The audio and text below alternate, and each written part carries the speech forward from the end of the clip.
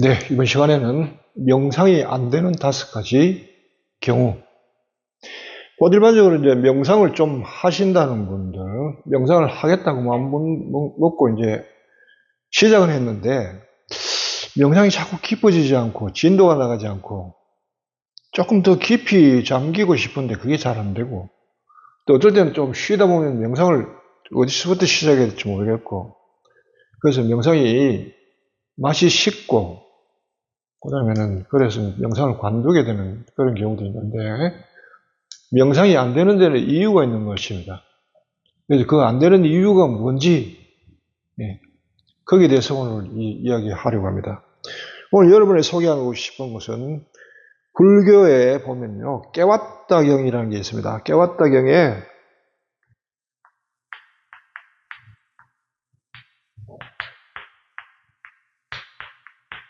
경 중에 가르침의 기적,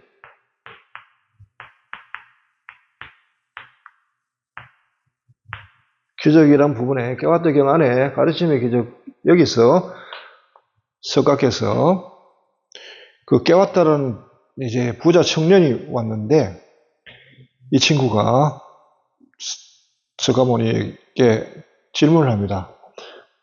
부처님, 불교를 널리 전파하려면 뭐 신통력 같은 걸 보여가지고 사람들에게 이목과 관심을 끌어야 되지 않습니까? 하고 이제 물었더니 석가모니께서 그 깨왔다에게 이제 가르치는 거예요. 바른 가르침, 불교의 핵심이 어디 있는지, 신통력이 아니라 불교는 무엇을 바탕으로 하고 있는지를 이제 그 정수를 깨닫는 그런 그 부분인데요. 이 가르침의 기적에서 석가모니께서 이제 이 5가지 장애물들, 이걸 장애라고 하는데 5개라고 합니다. 5개. 5오자, 덮을 개자.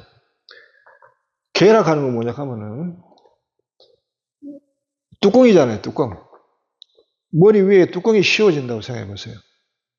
그러면 이게 답답해서 아무것도 못 하겠죠. 다 막혔다는. 인간을 이렇게 지배하는 어떤 분위기, 환경, 여건, 이런 것들이 5가지가 있다는 거예요, 인생에 있어. 거기에 대해서 지금 이야기합니다.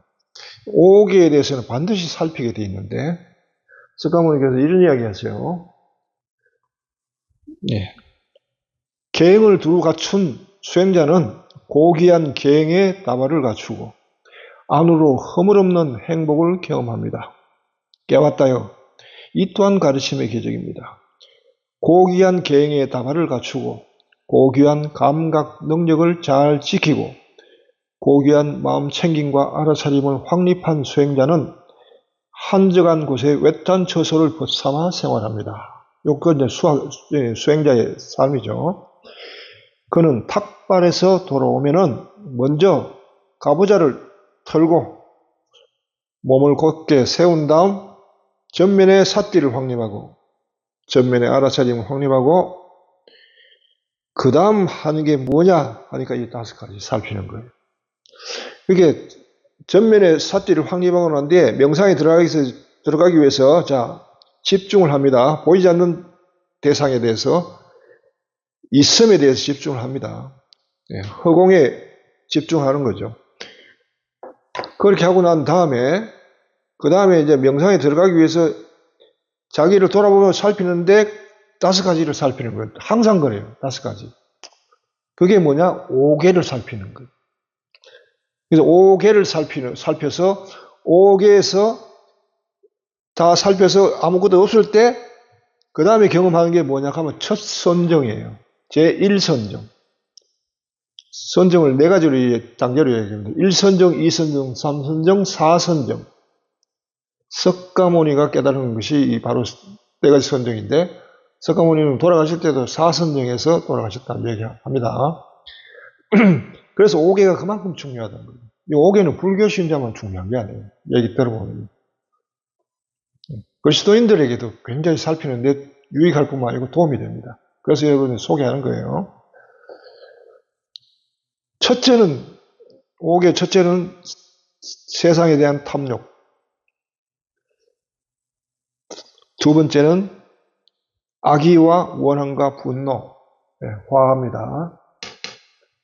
세 번째는 들뜸과 후회. 네 번째는 게으름, 나태와 혼침. 다섯 번째는 의심. 이 다섯 가지 마음을 버리고 정화하라 합니다. 라고 이야기합니다. 그런데 문제는 이게 무슨 뜻이냐는 거예요.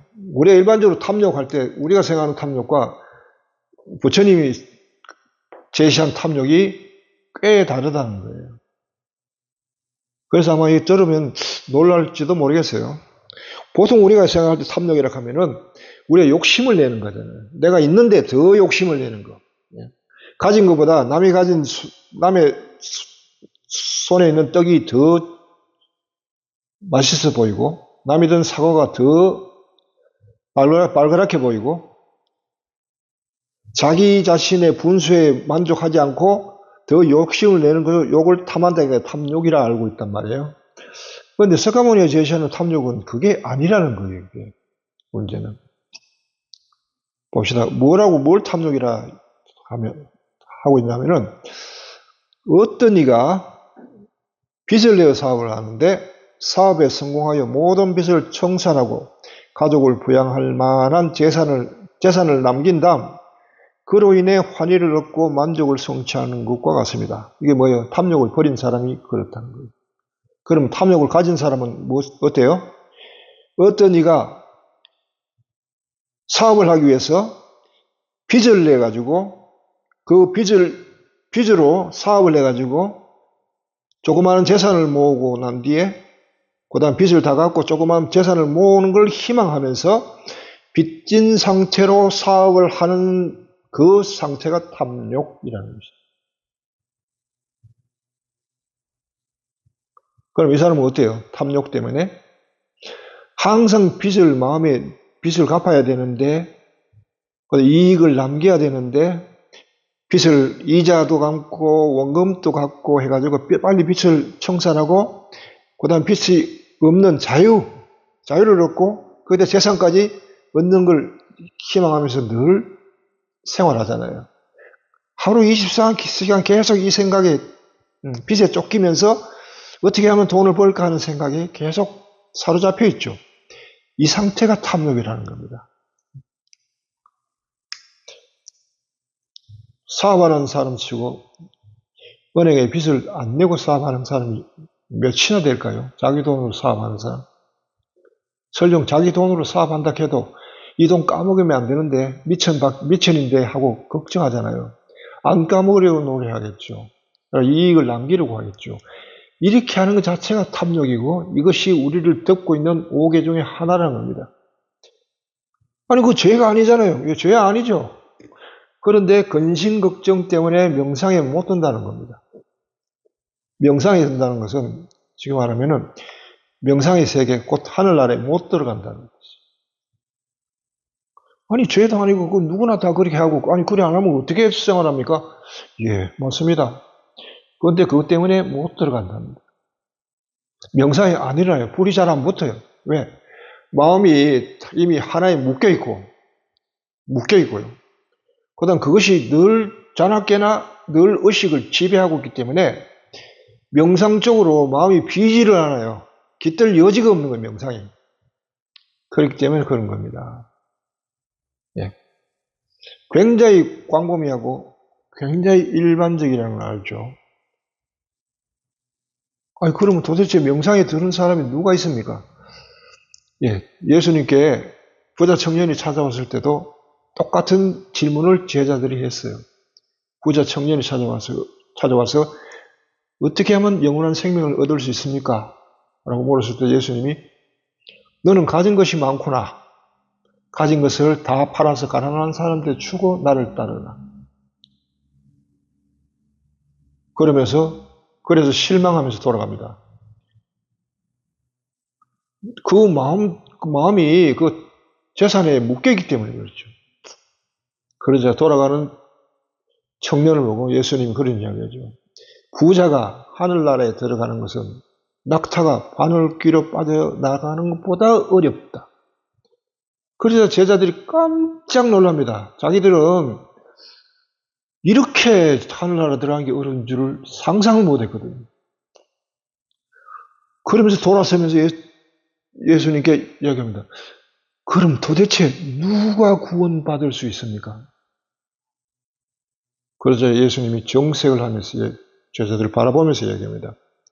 인간에게는 불가능한 일이지만 하느님께는 안 되는 일이 없다. 이거 지금 5개 중에 첫 번째가 인간에게 불가능한 이야기를 지금 하고 있는 거예요. 탐욕. 탐욕이 그런 거라는 겁니다. 내 욕심에 만족하고 더 욕심을 내지 않고 분수고 살아라가 아니라는 거예요. 고민스럽죠. 아니 저러면 도대체 명상의 세계에 어떻게 들면 뭐 깨달으면 고사하고 뭐 구원이나 받을 수 있나요? 다 길이 있다는 거예요. 다 길이 있다. 우리가 모르는 길이 있다. 그래서 이렇게 제시하는 겁니다. 탐욕이 바로 그런 것입니다. 그러면 두 번째는 뭐예요? 분노, 원한, 악의 같은 화는 뭐죠? 화는 석가모니께서 이렇게 이야기하십니다. 어떤 사람이 병으로 무척이나 고통스러워하다가 병이 낫고 건강해진 다음 그로 인해 환희를 얻고 만족을 성취하는 것 같다. 화를 내기를 그만둔 사람이 이와 같다는 거예요. 그럼 화를 낸 사람은 어때요? 어떤 사람이 병이 걸려가지고 무척 고통스러워하면서 건강을 갈망하는 상태, 이게 화라는 거예요. 병에 걸린 사람, 우리가 뭐 화병에 걸린다 하기도 하지만 화를 내고 분노하고 악의를 품고 앙심을 품고 원한을 품는 사람은 병에 걸린 사람이라고 비유합니다. 그런데 병에 걸린 사람이 병이를 낫기를 원하는데, 우리가 육체의 병이 걸리면 병이를 낫기를 원하는데, 이런 마음의 병이 걸린 사람은 이건 낫기를 바라지 않는단 말이에요. 오히려 병을 더 깊어지고 병을 더 심화되게 만들어요. 화를 내고 또 화를 내고 화를 내고 화를 내고, 화가 병이 될 때까지만 몸에까지 배해가지고 나중에 그 뿌리를 캐낼 수가 없을 정도.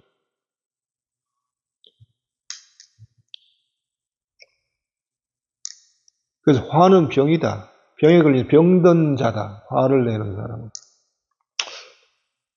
병든 사람이 건강해지기를 바라는 건 마땅하고 당연한 것이 아니겠냐. 그런데 왜 그대는 화를 내면서 낫기를 바라지 않느냐. 그렇기 때문에 명상이 안 된다는 거예요. 예수님은 여기에 대해서도 이런 이야기 하십니다. 예배를 드리러 성전에 가다가 만일 너에게 원한지고 앙심을 품는 사람이 있다면 가서 먼저 화해하고 나서 돌아와서 제물을 바쳐라. 네가 그렇지 않고 그걸 소홀히 하면은 그걸 다 갚을 때까지 너는 거기서 벗어나지 못할 것이다. 감옥에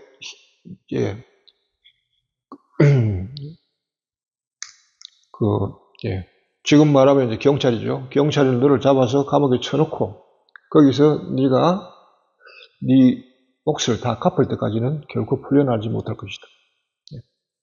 라는 거 마찬가지라는 거죠.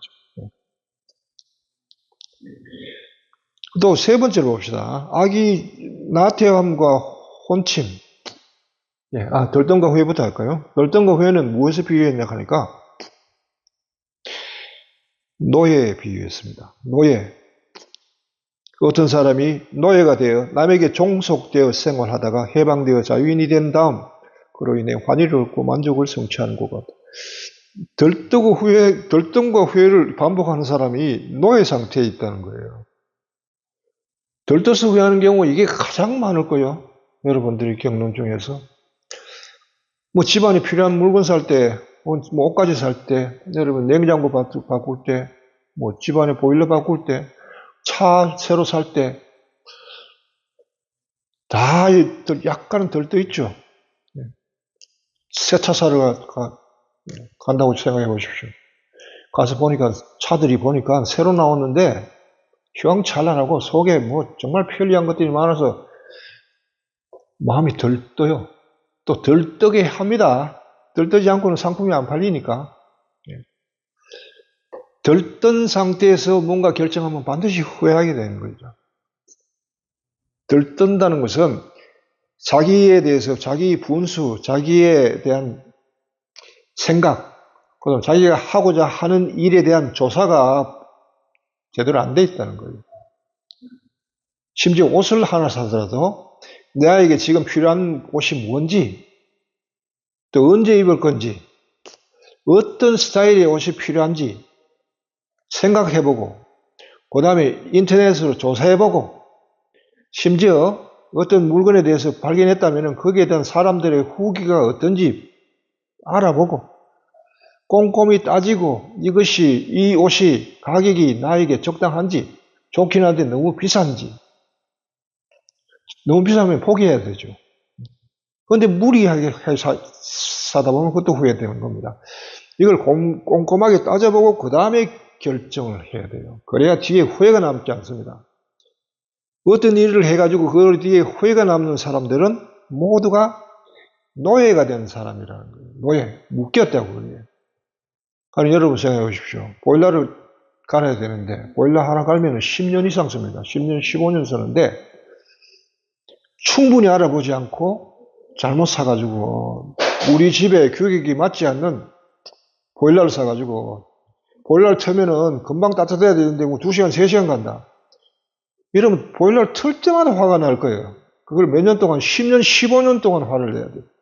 나만 화를 내는 게 아니에요. 가족들이 볼 때마다 짜증 하는데 그걸 결정한 나는 뭐예요? 속으로 뜨끔뜨끔한데 언제까지요? 15년간 그래야 돼. 다음 보일러 바꿀 때까지. 그때까지 후회스럽고 보일러만 보면 화가 나고 후회스럽고 노예가 된 상태예요. 노예가 된 거예요. 그래서 특히 사회생활 할 때요. 우리가 실존에 대해서 이야기할 때 인간의 개인적 실존, 관계적 실존, 사회적 실존이 있다고 했죠. 개인적 실존은 나와 나의 관계, 나와 참나의 신분, 진화 하느님과의 관계, 개인적 실존. 관계적 실존은 나와 얽혀있는 사람들. 이 관계를 내 마음대로 끊을 수 없는 관계예요. 가령 부모와 자식과의 관계, 형제와 형제와의 관계, 친구끼리의 관계, 가령 아파트 산다, 아파트 아래 윗집의 관계, 내가 이사가지 않는 한은 항상 관계가 묶여 있어요. 내가 어떻게 행동하느냐에 따라서 아랫집이 나에게 피해를 볼 수도 있고요. 윗집 사람이 어떻게 하느냐에 따라서 내가 피해를 볼 수도 있어요. 서로 피해를 주고받고 하는 이런 걸 관계적 실존을. 반면에 사회적 실존은 뭐냐면은 사회적 실존을 지난번에 이야기할 때 한 가지만 유의하라. 하나님께서 모든 것을 통치하신다. 이런 걸 이야기했는데 하나 더 이야기하면요. 사회적 실존에서 인간관계에서는 일시적 관계라는 겁니다. 한 번 보면 그만인 거예요. 한 번 보면 그만이에요. 대표적인 게 이제 내가 물건을 사용할 때 물건을 파는 자와 물건을 사는 자의 관계. 한 번 보면 그만이고. 물론 요즘 이제 뒤에 이제 그 보장을 해주고 메인테넌스 해주고 이걸 잘해주는 데도 있어요. 잘해주는 이제 그런 곳에 이제 사람들이 많이 몰리죠. 대표적인 것이 여러분 잘 아는 코스트코 같은 데 있잖아요. 거기 뭐 6개월 지나가지고 가도 다 바꿔줘요. 군말 안 합니다. 우리나라 업체는 어때요? 일주일만 지나도 안 바꿔주잖아요. 그래서 그쪽에 사람이 많이 가죠. 왜? 메인테넌스가 그만큼 좋기 때문에. 그런데 사회적 실존은 한 번 보면 그만이니까 마치 여행지 가가지고 내 물건 사는 것 같아요. 도로 잘못 샀다가 해가지고 돌아가가지고 바꿔달라 할 겁니까? 못 하잖아요. 그러니까 여행지 가서 이제 물건 살 때는 파는 사람도 그래요. 저 사람 내가 뭐 언제 볼 사람도 아니고 비싸게 팔고 더군다나 준비 안 된 사람 같으면은 바가지까지 씌웁니다. 그러면 당하는 거죠. 그래서 항상 깨어서 준비하는 거. 그렇게 하면서 후회가 없도록 만들어야 돼요. 후회하면 어떻게 되느냐? 후회하는 내내 마음이 거기에 묶여있기 때문에 명상이 일어나지 않는 거예요. 명상이. 명상 생활이 안 돼요. 여기서 노예 상태라는 거예요. 들뜬 거 후회는 노예 상태. 그 다음 뭐냐 하면, 나태와 혼침. 게으름과 혼침. 게으름은 뭐에 대한 게으름이에요? 내가 하는 일에 대한 게으름인가요? 공부해야 되는데 공부 안 하고 또 뭐 딱히나 돈 벌어야 되는데 돈 벌지 않는 게 그런 게으름을 얘기하는 거 아닙니다. 게으름은 무엇에 대한 게으름이냐면요. 자기 자신을 비워두는, 텅 비워둔 상태로 유지하는 것. 지난 시간에 우리가 예수님이 가르치신 명상법에서 우리가 우리 마음을 하느님이 계신 곳에 적을 이적하고 난 뒤에 거기에서 나를 돌아보면 본래의 내 모습이 보이는데 본래의 내 모습은 생각도 감정도 다 고요하고 텅 빈 상태라고 그랬죠. 텅 빈 상태가 뭐냐면은 그것이 예수님이 짓고자 하는 성전입니다. 저 성전을 허물어라. 사흘 안에 내가 성전을 짓겠다. 인간 안에 인간에게 짓는 성전이고요. 거기에는 말씀이 깃들기 때문에 성전이라고 합니다. 그러니까 텅 빈 상태에서 항상 생활해야 돼요. 뭘 보든지 뭘 대하든지 간에 마음은 텅 빈 상태에서 언제 어느 때 말씀이 내게 방문할지 모른다. 명상가는 그렇게 생활하는 겁니다. 소위 깨달은 사람이라는 사람들은 항상 상시적으로 그렇게 되어 있는 겁니다. 그러니 이 사람들은 TV를 보든지 일을 하든지 남하고 이야기하면서도 계속 각성이 일어나면서 그걸 통해서 알아듣고 하는 거예요. 그것이 언제든지 일어나는 거예요. 언제든지. 명상할 때만 일어나는 게 아니거든요. 이게 부지런한 사람이에요. 그럼 게으른 사람은 뭐죠? 무엇에 빠져 사는 사람들. 마음이 뭐에 묶여 있는 거죠. 아까 위에서는, 여기서는 뭘 결정을 내가 잘못해가 묶이는 거고, 이것은 평소에 뭐에 빠져 사는 사람. 게으른 사람들이 늘 얘기하는 게, 심심하다. 아무것도 안 하고, 이거 뭐라고 놀지? 하루 종일 뭐 하고 보내지? 이렇게 생각하는 사람들이 게으른 사람들이에요. 왜? 그다음 뭘 찾거든요. 뭘 찾는데 찾아서는 거기에 팍 빠져 있죠. 예. 하루 종일 TV만 보는 사람. 하루 종일 게임만 하는 사람.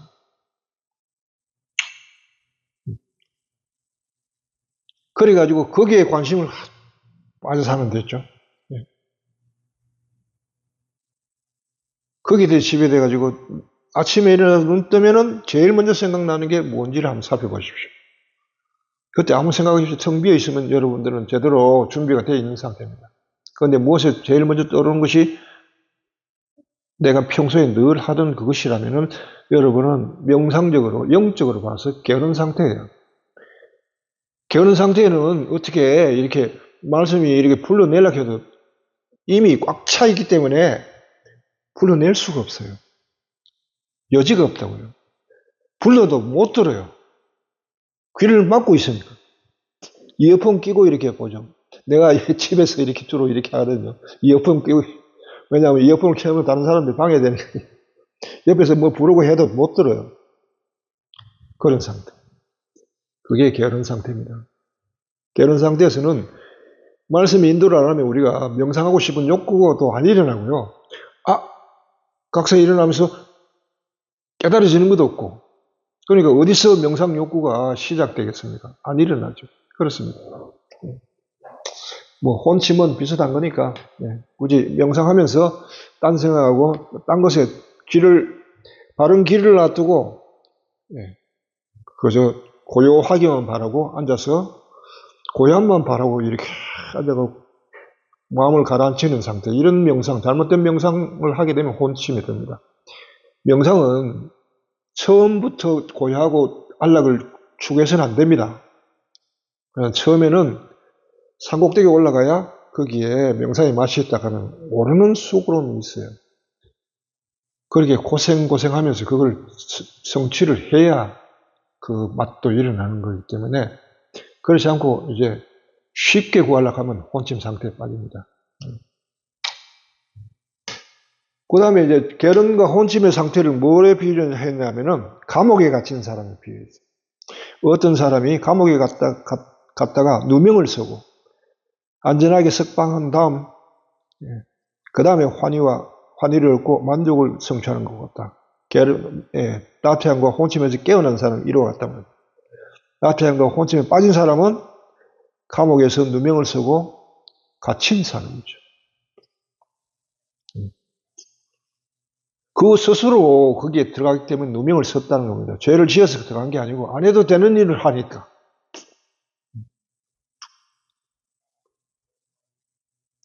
마지막으로 의심이 뭐냐면 진리에 대한 의심입니다. 이게 의식지수 보면요. 교만, 자만심. 자만이 175예요. 의식지수가. 그 다음 분노, 화가 얼마면 150이에요. 그 다음 욕심, 욕망, 욕심이 125고 근심, 걱정 이게 100입니다. 200에 있는 게 이게 바로 결단입니다. 용기, 결단. 이 결단이라고 하는 것은 이전에 빠져있는 사람이 이거를 끊는 걸 이야기하는 겁니다. 가령 근심 걱정에 빠져있는 사람이 그걸 끊는 거예요. 아까 얘기했는데 여기 뭐죠? 노예되는 상태. 결단과 후회로 노예되는 사람이 괴롭다. 이 10년 동안 이 보일러를 이렇게 고생해야 됐냐? 에이 모르겠다. 돈 더 내가지고 새 보일러를 갈아버리겠다. 100만 원 더 내가지고 차라리 갈아버리십시오. 10년 고생한 것보다 그게 나아요. 그럴 용기가 있는 것을 200이라고 합니다. 이 의심이라고 하는 것은 이렇게 하면 벗어난다는 걸 알면서도 안 하는 걸 의심이라고 해요. 의심은 법을 알면서도 그걸 할 용기가 안 생겨가지고 결단을 내리지 않는 상태를 이야기하죠.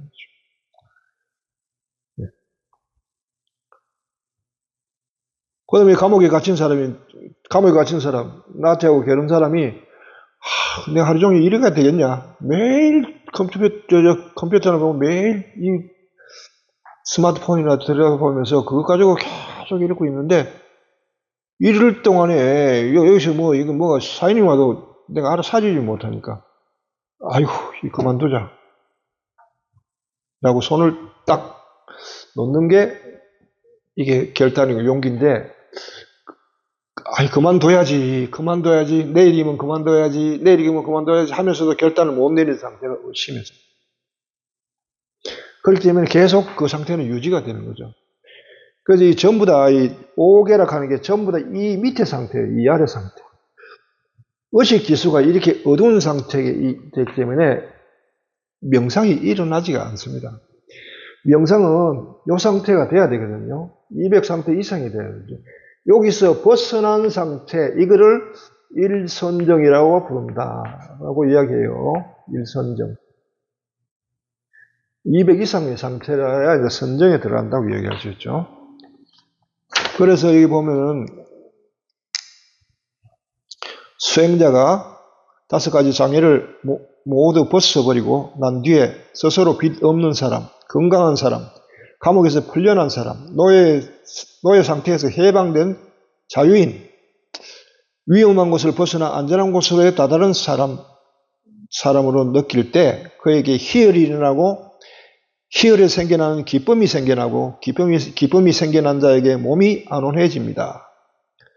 몸이 안온해진 자에게 행복이 찾아들고 행복이 느껴지는 자에게 마음이 집중되어 삼매에 듭니다. 라고 해야 됩니다. 자, 의심의 비유를, 요건 빠졌네요. 많은 재물을 가지고 사막을 가로질러 여행하다가 어떤 위험도 없이 무사히 사막을 나온 다음에 그로 인해 환희를 얻고 만족을 성취하는 사람과 같다. 의심을 벗어난 사람이에요. 소위 말해서 결단을 한 사람이 이렇다고요. 그럼 의심이 아직까지 결단을 하지 않은 상태에서 미적거리는 사람은 어때요? 많은 재물을 갖고 사막을 가로질러 여행 가다가 위험에 처한 사람이죠. 항상 조마조마하죠. 많은 재물을 가지고 사막을 가는데 여기는 사막에 비해서 많은 재물을 가지고 우리는 낯선 곳을 여행하는 것 같죠. 언제 어디서 산적이 나타나가지고 도둑놈이 나타나가지고 나를 강도들이 나타나가지고 내 재물을 다 뺏어갈지 항상 불안하고 조마조마. 이 상태라는 겁니다. 이게 의심의 상태.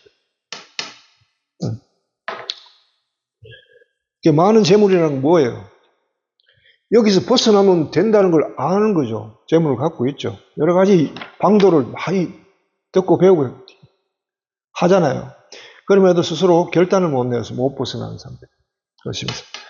그래서 이 5가지를 5개라는 건데, 이 상태에 자신이 마음이 머물러 있는지 확인해야 됩니다. 여기 하나라도 걸려있는 사람들은 명상이 일어나지가 않아요. 불이 붙질 않아요. 마치 뭡니까? 렌즈 있잖아요. 렌즈를 뜨는 게 짜자자자 하는데 불이 안 붙어요. 왜 그래요? 화로 근처에 물기가 있어가지고 젖어 있기 때문이에요. 마찬가지입니다. 그걸 다 말려줘야 되거든요. 말려줘야만 따다닥 하면 그냥 확 불이 붙죠. 그래서 화로 주위가 젖어 있어요. 물기에 있어 덮여 있는 상태. 그걸 뚜껑, 그다음에 5가지 젖은 상태가 있다는 거예요. 그로 인해 명상에 불이 붙지 않는다는 거예요. 그래서 여러분들이 명상이 잘 안 된다, 일어나지 않는다. 아니, 나는 왜 발전이 없을까 할 때는 5가지를 먼저 살펴보라는 거예요. 자신은 어디에 속하는지, 그리고 빨리 결단을 내려가지고 200 이상 손절매하는 용기. 용기는 항상 지 손을 잘라야만 자유로워진다는 걸 잊지 마십시오. 그냥 되는 건 없습니다. 이 상태에 빠진 사람들은 반드시 어떤 결단을 내면서 손해 봐야 됩니다. 그래야만 빠져나가니까 손해보더라도 나는 자유를 원한다 할 때만 여러분의 명상이 다시 불붙기 시작할 겁니다. 자, 오늘 여기까지입니다.